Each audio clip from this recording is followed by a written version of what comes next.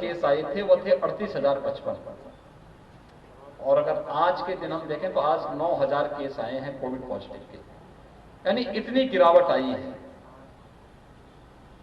प्रदेश के अंदर जब पॉजिटिविटी अधिक थी, रिकवरी कम थी, तो एक्टिव केस बढ़े।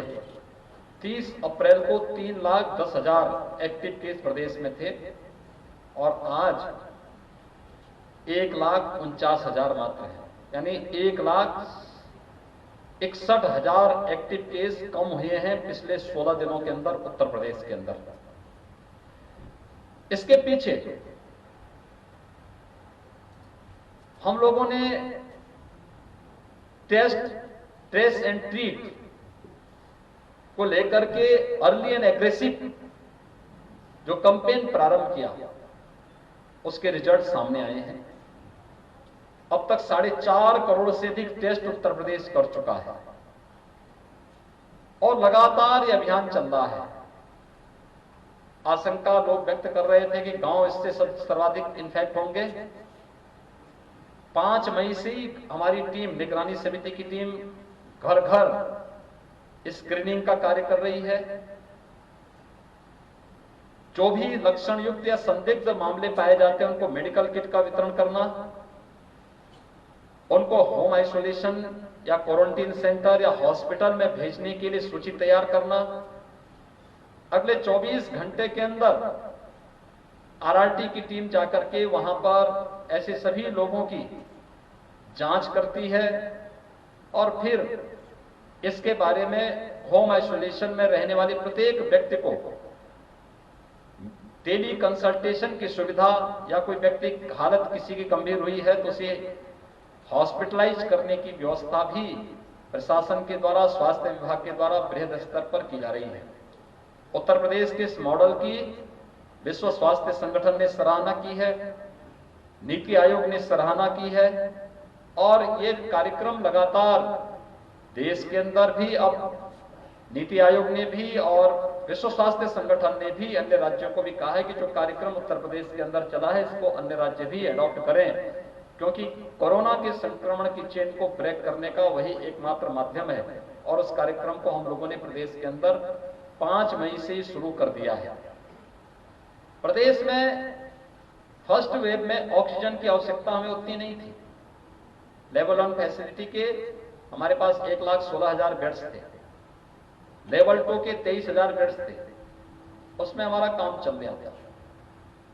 लेकिन सेकेंड वेव में अचानक ऑक्सीजन की आवश्यकता भी महसूस हुई, तेजी के साथ एक कार्य प्रारंभ हुआ और आज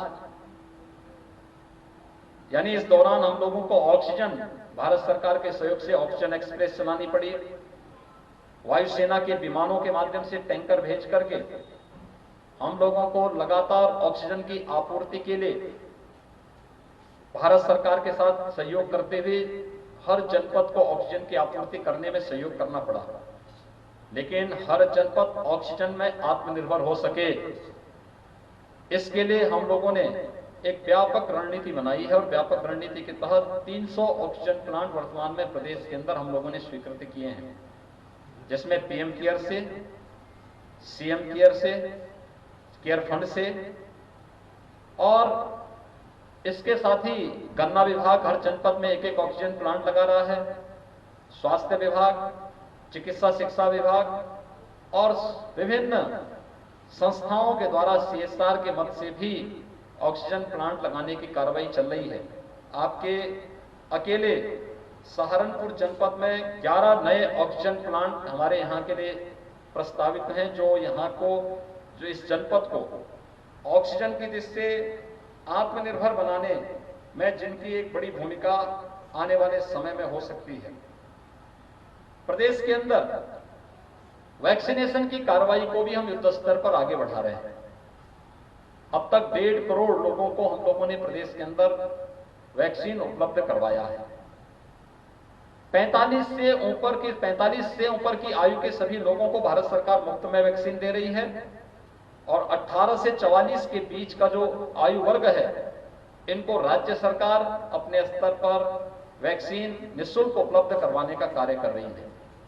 अगर मैं सहारनपुर के अंदर देखूं तो सहारनपुर मंडल में 5,49,132 लोगों को, 45 से ऊपर के लोगों को अब तक वैक्सीन दिया जा चुका है। और सहारनपुर मंडल में, सहारनपुर जिले के अंदर 13,306 लोगों को, जो युवा हैं, उनको वैक्सीन अब तक हम लोग उपलब्ध करवा चुके हैं। और वैक्सीनेशन की कार्रवाई युद्ध स्तर पर प्रदेश के अंदर चल रही है। हमें कोरोना के संक्रमण की चेन को ब्रेक करने के लिए एक बृहद अभियान को आगे बढ़ाना पड़ा है और उसके तहत हम लोगों को कोरोना कर्फ्यू लागू करना पड़ा है। ये कोरोना कर्फ्यू, ये लॉकडाउन नहीं है, ये कोरोना कर्फ्यू है जिसमें हमने आवश्यक सेवाएं जारी रखी हैं। इमरजेंसी सेवाएं पहले से चल रही हैं, सब्जी मंडी चल रही है, गेहूं क्रय केंद्र चल रहे हैं, फल मंडी चल रही है, उद्योग हमारे सभी संचालित हैं, चीनी मिलें हमारी, जहां गन्ना है वहां पर चीनी मिलें संचालित हो रही हैं। लोगों को परेशानी भी न हो, लेकिन भीड़ भी न हो, कोरोना के संक्रमण की चेन को हर स्तर पर ब्रेक किया जा सके, उसमें जो जरूरतमंद हैं उन लोगों, सभी लोगों को बचाने के लिए कदम आवश्यक था। लेकिन किसी के सामने भूखमरी की समस्या पैदा न हो, राज्य सरकार ने कम्युनिटी किचन हर जनपद में प्रारंभ करने के पहले से निर्देश दिए हैं। ज्यादातर जनपद कम्युनिटी किचन अपने यहां प्रारंभ कर चुके हैं, जिसमें हर जरूरतमंद को मुफ्त में भोजन की व्यवस्था उपलब्ध है। सरकारी हॉस्पिटल में हर एक व्यक्ति को मुफ्त में उपचार की व्यवस्था और भोजन की व्यवस्था सरकार कर रही है। लेकिन साथ साथ जो दैनिक काम करने वाले मजदूर हैं, स्ट्रीट वेंडर हैं, नाई है, नाविक है, मोची है, धोबी है, अपना डेली का काम करने वाले जो लोग हैं, इन लोगों की आजीविका प्रभावित हुई है। इसलिए सरकार ने प्रदेश के अंदर जून, जुलाई, अगस्त 3 महीने तक निःशुल्क खाद्यान्न इन सभी लोगों को, प्रदेश के अंदर 15 करोड़ लोगों को निःशुल्क खाद्यान्न उपलब्ध कराने को अपनी स्वीकृति दी है। और जिन भी लोगों का, जो श्रमिक हैं, स्ट्रीट वेंडर हैं, कुली हैं, पल्लेदार हैं, इन सभी लोगों को 1,000 रुपए का भरण पोषण भत्ता भी देने की व्यवस्था की है। प्रदेश के अंदर और देश के अंदर प्रधानमंत्री गरीब कल्याण पैकेज के अंतर्गत इसी माह से खाद्यान्न निःशुल्क वितरण करने की व्यवस्था भी प्रारंभ हुई है, जिसमें हर यूनिट में 5 किलो खाद्यान्न उपलब्ध होगा। और ये कार्रवाई प्रदेश के अंदर 20 मई से प्रारंभ होने जा रही है। सरकार हर एक व्यक्ति का ध्यान रखने का प्रयास कर रही है, हर एक को स्वास्थ्य की सुविधा उपलब्ध दिलाने का कार्य कर रही है। हमें इस बात को समझना होगा, यह महामारी है और इसमें बचाव सर्वोत्तम उपाय है। हम लापरवाही नहीं कर सकते और किसी को लापरवाही करनी भी नहीं चाहिए।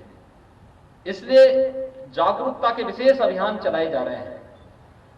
हम लोगों ने फर्स्ट वेव के बाद सेकेंड वेव का हम वर्तमान में सामना कर रहे हैं। थर्ड वेव के लिए भी तैयारी अभी से प्रारंभ कर दी है। जो विशेषज्ञों ने आशंका व्यक्त की है कि थर्ड वेव में बच्चे इसके शिकार ज्यादा हो सकते हैं, अभी से हर जनपद में पीडियाट्रिक आईसीयू के निर्माण की कार्रवाई हम लोगों ने प्रारंभ की है। मेडिकल कॉलेज में 100 बेड इसके लिए तैयार हो रहे हैं। जिला चिकित्सालय में हम लोगों ने 25 बेड आईसीयू के अलग से तैयार करने के लिए कहा है। ग्रामीण क्षेत्र में भी कुछ सीएससी को इसके लिए तैयार करने के लिए कहा है। हमारा प्रयास होगा कि हम बहुत तेजी के साथ वैक्सीनेशन की कार्रवाई को अब आगे बढ़ा सकें। इसके लिए ग्रामीण क्षेत्र में कॉमन सर्विस सेंटर में दिव्यांगजन या गांव के लोगों की रजिस्ट्रेशन की कार्रवाई को आगे बढ़ाने की कार्रवाई हमारी प्रारंभ होने जा रही है। और फिर वैक्सीनेशन की कार्रवाई भी युद्ध स्तर पर, जैसे हम लोग टेस्ट कर रहे हैं कोविड टेस्ट की तर्ज पर, इसको युद्ध स्तर पर आगे बढ़ाने का कार्य हम लोग करने का निर्णय ले चुके हैं और इस अभियान को आगे बढ़ाने का कार्य कर रहे हैं। मैं आभारी हूं आदरणीय प्रधानमंत्री जी का, जिनका मार्गदर्शन और सहयोग प्रदेश को निरंतर प्राप्त हो रहा है। हमारे जनप्रतिनिधि पूरी मेहनत से काम कर रहे हैं। हमारी पूरी प्रशासनिक टीम युद्ध स्तर पर लगी है। स्वास्थ्य कर्मी और कोरोना वॉरियर्स भी पूरी मजबूती के साथ लगे हुए हैं। मेरी आप सबसे भी अपील है, पब्लिक अवेयरनेस में आपकी बहुत बड़ी भूमिका है। हम लोग जागरूकता पैदा करने में लोगों की बहुत बड़ी सहायता कर सकते हैं। जो एक पोस्ट कोविड इन्फेक्शन की कुछ बात सामने आई है, खासतौर पर आपने देखा होगा ब्लैक फंगस की एक बात सामने आई है। ये ब्लैक फंगस जब हम डॉक्टरी राय के बगैर दवा करने लग जाते हैं, शुगर अनियंत्रित होने लगती है और कोरोना की चपेट में आ गए, तो वही इन्फेक्शन बाद में ब्लैक फंगस का रूप लेती है। राज्य सरकार ने इसके लिए एक एडवाइजरी व्यापक पैमाने पर जारी की है। दूसरा, हम लोगों ने इस बारे में तय किया है कि ऐसे भी जितने पेशेंट होंगे उनके भी उपचार की व्यवस्था राज्य सरकार कराएगी। दवा की उपलब्धता के लिए सारे प्रयास प्रारंभ कर दिए गए हैं और अन्य दृष्टि भी जो भी पोस्ट कोविड कोई भी ऐसी प्रॉब्लम है, कोई भी ऐसी कॉम्प्लिकेशंस हैं, उन सब के उपचार के लिए हर जिले में एक एक हॉस्पिटल पोस्ट कोविड वार्ड के रूप में भी बना करके उन लोगों को उपचार की सुविधा वहां निःशुल्क उपलब्ध हो सके, इसके लिए हर जिला प्रशासन को निर्देश जारी किए जा चुके हैं। मेरी आप सबसे अपील होगी कि जो हम पहली वेव से कह रहे हैं कि हाई रिस्क कैटेगरी के लोग बाहर न निकलें, घर में भी मास्क का इस्तेमाल करें।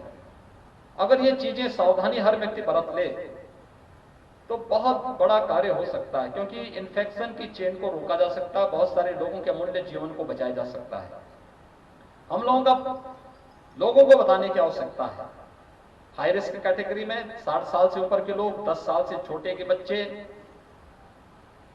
कमजोर इम्यूनिटी के लोग, गर्भवती महिलाएं या एक से अधिक बीमारियों से ग्रसित कोई भी व्यक्ति, ये लोग घर से बाहर निकलने में परहेज करें।